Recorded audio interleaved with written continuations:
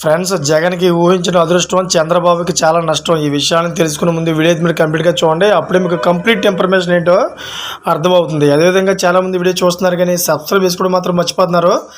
దయచేసి సబ్స్క్రైబ్ చేసుకోండి. సబ్స్క్రైబ్ చేసుకోవడం వల్ల నేను చేసే ప్రతి ఒక్క అప్డేట్ మీరు ముందుగానే పొందగలుగుతారు. అదేవిధంగా చాలామంది లైక్ చేయడం మర్చిపోతున్నారు. దయచేసి లైక్ చేయండి. లైక్ చేయడం వల్ల ఈ ఇన్ఫర్మేషన్ అనేది మనం చాలామందికి రీచ్ చేసిన వాళ్ళు అవుతాం. ఇంక లేట్ చేయకుండా వీడియోకి వెళ్ళిపోతాం. ఫ్రెండ్స్, సార్వత్రిక ఎన్నికల్లో తగిలిన ఎదురు దెబ్బల నుంచి కోలుకోలేక ముందే కేంద్రంలో అధికారిక బీజేపీకి పలు షాకులు తగులుతున్నాయి. ఇప్పటికే తాజాగా 7 రాష్ట్రాల్లో జరిగిన 13 అసెంబ్లీ ఉప ఎన్నికల్లో కేవలం 2 సీట్లు మాత్రమే గెలుచుకున్న ఎన్డీఏకు తాజాగా పార్లమెంట్లో మరో ఎదురు దెబ్బ తగిలింది. రాజ్యసభలో ఆ పార్టీ బలం 86కు పడిపోయింది. ప్రస్తుతం ఎంపీల్లో 4 రిటైర్డ్ కావడంతో ఎన్డీఏ బలం తగ్గింది. రాజ్యసభకు గతంలో ఎన్డీఏ సర్కార్ నామినేట్ చేసిన రాకేష్ సిన్హా, రామ్ షకల్, సోనాల్ మాన్సింగ్, మహేష్ జట్మలాని పదవీకాలం పూర్తి కావడంతో రిటైర్ అయ్యారు. దీంతో రాజ్యసభలో బీజేపీ బలం 4 తగ్గిపోయింది. అయితే ఈ 4 అధికార పార్టీ సలహా మేరకు అధ్యక్షుడు ద్రౌపది ముర్ము నాన్ అలైన్ సభ్యులుగా గతంలో నామినేట్ చేశారు. అయితే ఆ తర్వాత అధికారికంగా ప్రధానమంత్రి నరేంద్ర మోడీ ప్రభుత్వానికి వీరు అండగా నిలిచారు.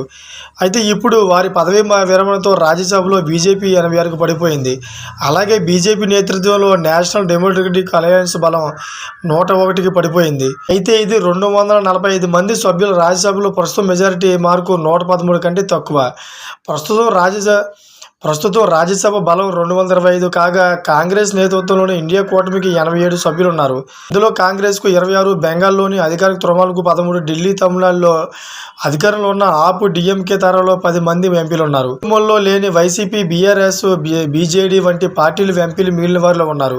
ఈ నేపథ్యంలో రాజ్యసభలో బిల్లులు నెగ్గించుకోవాలంటే బీజేపీకి 12 మంది ఇతర ఎంపీల బలం అవసరం.